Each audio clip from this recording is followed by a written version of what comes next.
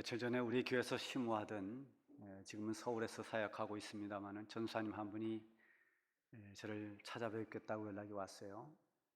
우리 교회에서 사임하고 난 뒤에 결혼도 하고 또 이번 돌아오는 그 지역의 노회에서 목사 안수도 받는다고 합니다. 그래서 사모님하고 같이 찾아왔습니다. 제가 두 사람을 정말 진심으로 간절하게 축복 기도를 해주었습니다. 그리고 이제 새 가정을 이룬 그들을 위해서 여러 가지 권면의 말도 해주었습니다. 특히 이 젊은 부부들에게 앞으로 살아가면서 서로 기도하고 사랑하고 해야 될 것은 뭐 당연한 일이지만 무엇보다도 서로 긍휼히 여기는 마음을 가지고 살라고 부탁을 했습니다. 목회 현장이든 아니면 여러분이 살고 있는 사회 현장이든 어느 곳에서나 현대 사회는 많은 사람들과 부대끼며 살 수밖에 없습니다. 거기에서 오는 여러 가지 긴장과 스트레스, 피할 수 없는 것들이 있죠. 이런 것들을 적어도 가정에 들어와서는 다 해소될 수 있는 그런 가정이 되려면 부부가 서로 긍휼히 여기는 마음을 가져야 될 것입니다. 다른 사람은 판단하고 또 지적하고 비판해도 부부는 서로 위해주고 또 긍휼히 여기는 이런 마음이 있을 때 사랑은 자연스럽게 지속되어 나갈 것이라고 생각이 듭니다. 이런 권면을 해주었습니다. 우리 예수님이 우리를 대하시는 것은 항상 긍휼이었습니다. 불쌍히 보는 것입니다. 하나님께서 우리를 구원해 주신 것도 역시 이 하나님의 긍휼의 마음에서 시작이 됐습니다. 죄 가운데 있는 우리를 하나님이 불쌍히 보셨습니다.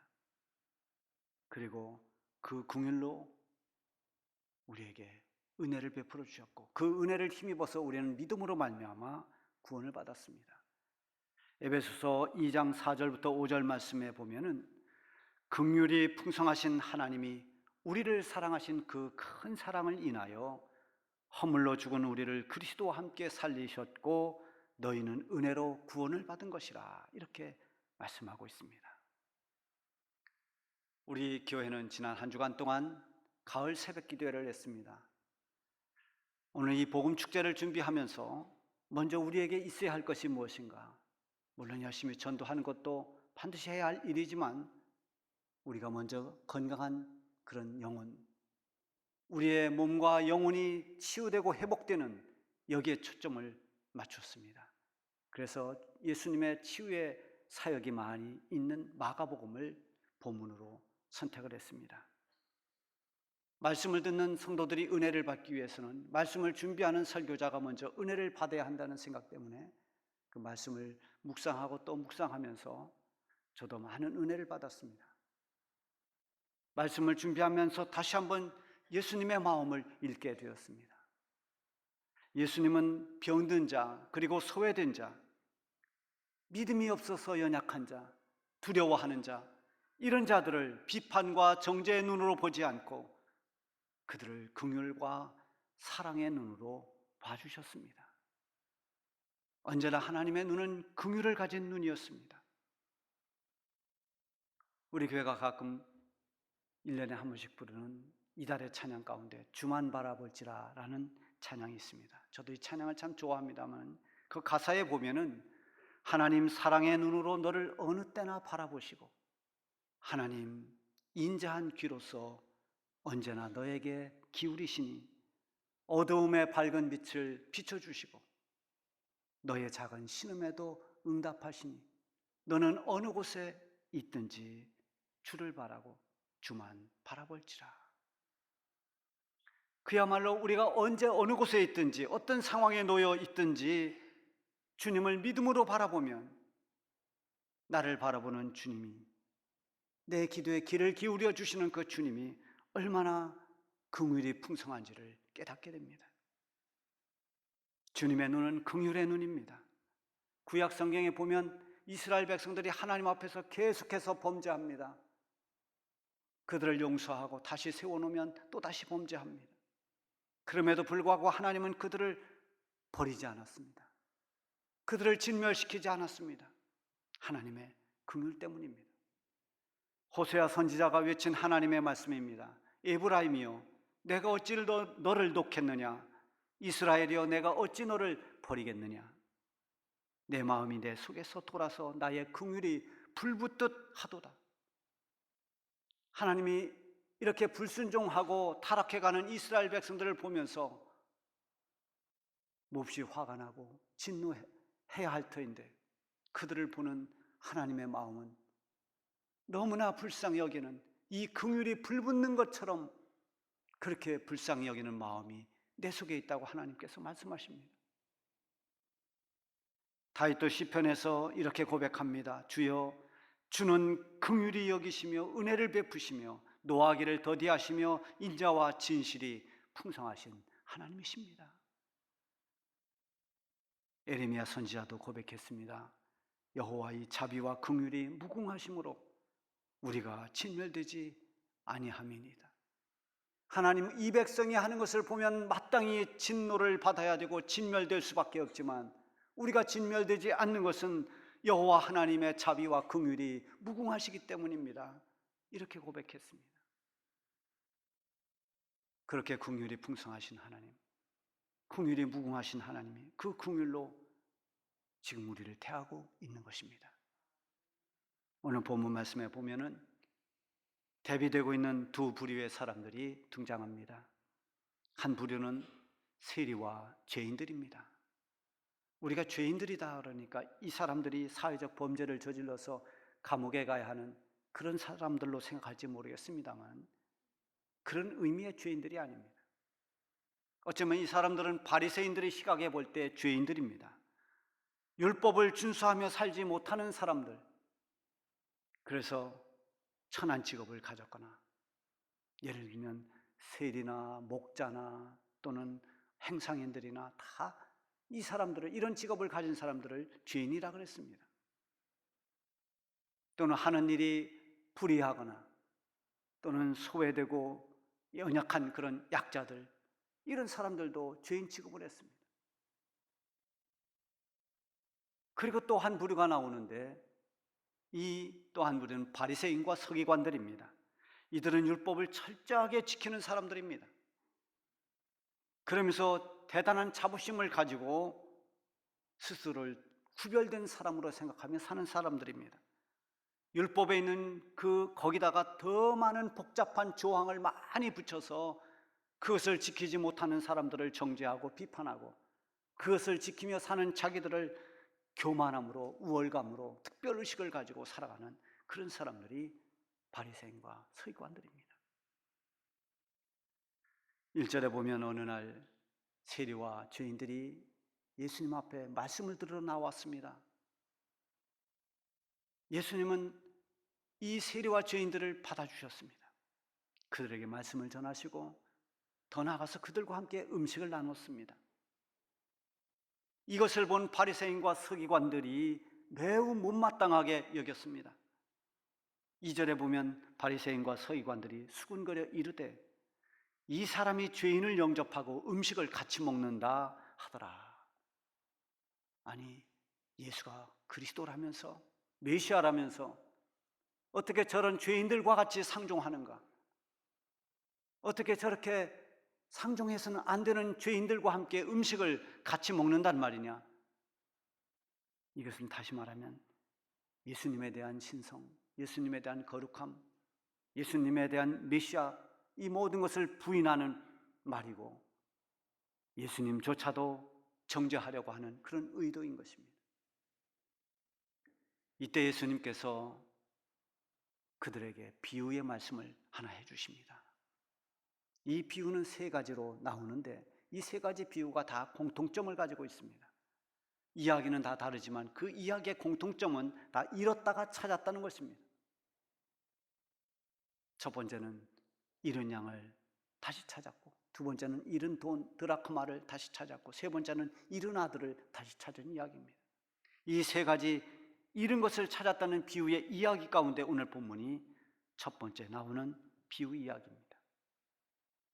어떤 사람이 양 100마리를 가지고 있었습니다.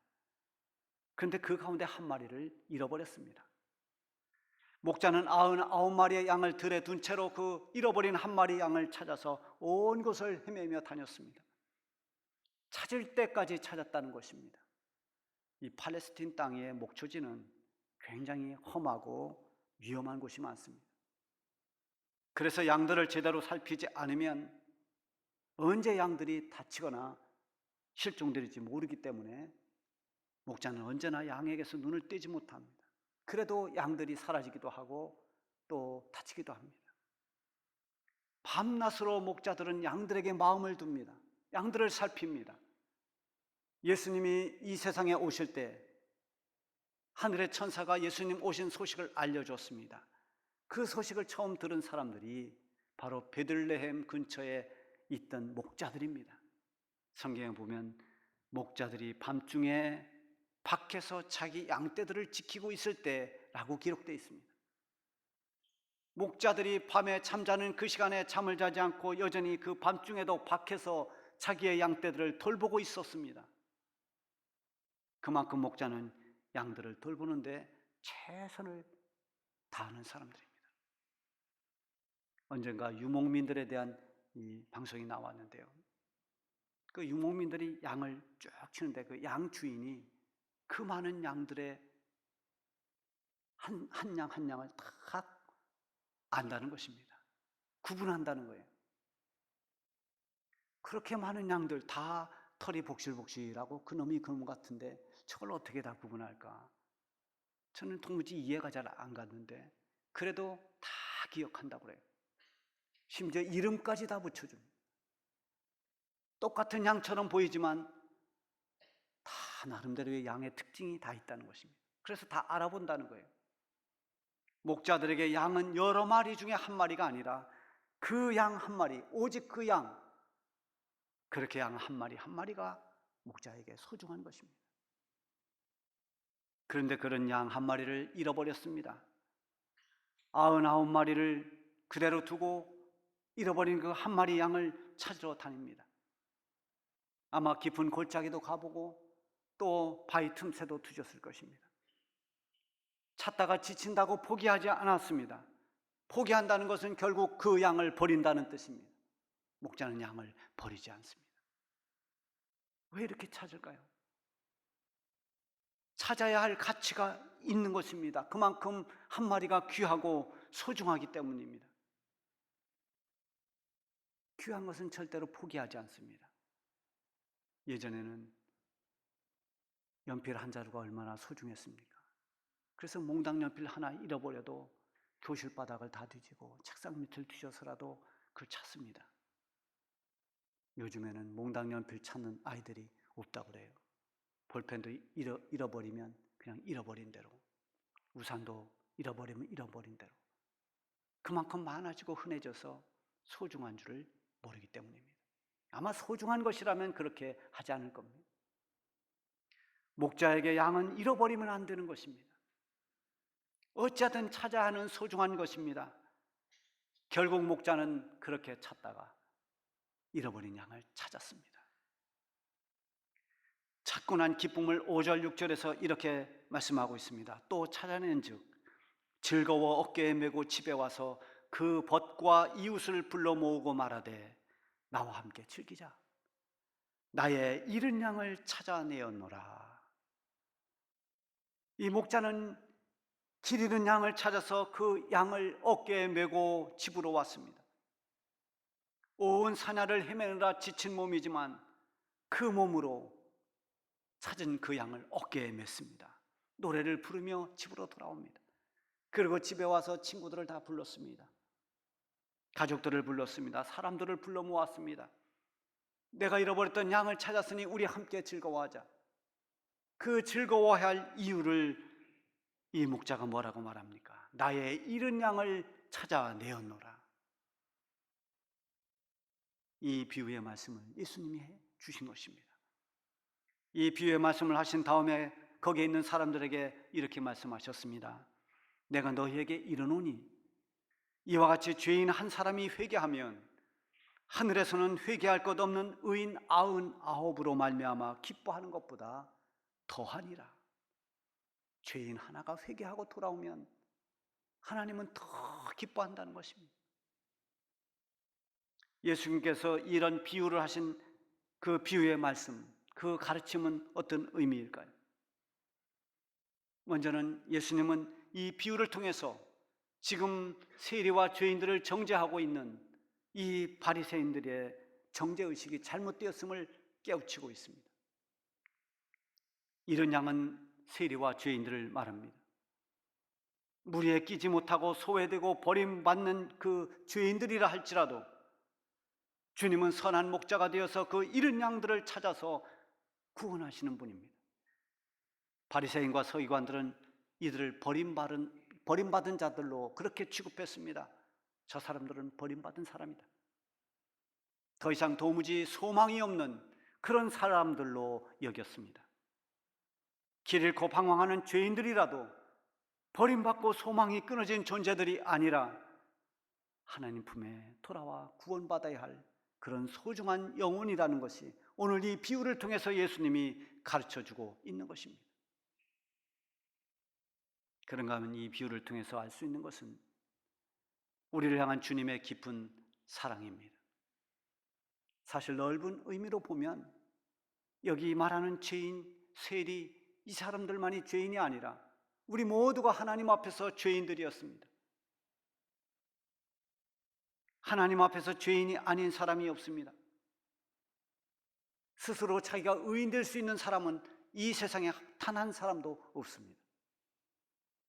모두가 죄에 빠져서 방황할 수밖에 없는 잃어버린 자들이었습니다. 예수님은 목자가 되어 우리를 찾아오셨습니다. 산언덕과 계곡으로 찾아오신 것이 아니라 예수님은 저 하늘의 영광을 다 버려버리고 우리와 같은 육신의 몸을 입고 이 세상에 오셔서 우리 죄인들을 찾기 위해 이 땅에 오신 것입니다. 우리의 더럽고 추한 모든 죄들, 무거운 죄짐을 우리 주님이 대신 짊어지고 예수님은 십자가에 달려 우리를 대신한 대속의 죽음을 죽으셨습니다. 양을 찾아 어깨에 메고 온 그 목자처럼 우리를 하나님 앞에 돌아오게 하려고, 우리를 구원해 주시려고, 우리를 천국 백성 삼으시려고 우리 주님 어깨에 무거운 십자가를 지고 골고다 언덕으로 올라가셨습니다. 예수님은 이렇게 말씀하십니다. 나는 선한 목자라. 선한 목자는 양들을 위하여 목숨을 버리거니와. 그렇습니다. 우리 주님은 우리를 위해서 목숨을 버리셨습니다. 우리를 구해 주시려고 목숨까지 내어주신 선한 목자이십니다. 우리가 예수님을 영접하고 하나님 품에 돌아올 때 우리 주님이 얼마나 기뻐하실까요? 길을 잃은 양처럼 하나님을 떠나서 방황하던 사람이 하나님 품으로 돌아올 때 목자 되신 예수님은 춤을 추듯이 그렇게 기뻐하실 것입니다. 오늘 예배드리기 전에 찬양을 한 곡 불렀습니다. 그 찬양 가사가 바로 그것입니다. 예수님 기뻐 노래하시리 잃어버린 영혼 돌아올 때, 하나님 기뻐 춤추시리 잃어버린 영혼 돌아올 때. 예수님은 우리를 구원해 주셨습니다. 그리고 지금도 구원의 길에서 멀어진 많은 영혼들, 하나님 품에서 멀리 벗어나 방황하고 있는 수많은 영혼들을 찾아 구원해 주시는 구원자이십니다. 복음은 이것을 알리는 것입니다. 구원자이신 예수님, 선한 목자이신 예수님을 증거하는 것이 전도입니다. 하나님은 기다리시는 분이십니다. 잃은 양을 찾을 때까지 찾고 기다려주시는 분입니다. 길 잃고 방황하는 이스라엘 백성들, 그들을 오래 참고 기다려주시고 참아주신 하나님, 그 은혜를 감사하면서 느헤미야 선지자는 이렇게 하나님께 아뢰입니다. 주의 긍휼이 크심으로 저희를 아주 멸하지 아니하시며 버리지도 아니하셨사오니 주는 은혜로우시고 긍휼히 여기시는 하나님이심이니이다. 여러분, 이 고백은 우리도 마찬가지입니다. 하나님의 긍휼이 너무나 커서 우리를 멸하지 않았습니다. 우리를 버리지 않았습니다. 주님은 은혜로우시고 긍휼이 많으신 하나님이시라서 우리가 하나님 품에 돌아오기까지 기다려주셨고 우리를 안아주셨습니다. 바리새인과 서기관들에게 부족한 것은 긍휼의 마음이었습니다. 정죄는 잘하면서도 긍휼히 여길 줄을 그들은 몰랐습니다. 예수님은 죄인들을 불쌍히 여기셨고 그들을 찾고 계심을 잃은 양 비유를 통해서 우리에게 가르쳐주고 있는 것입니다.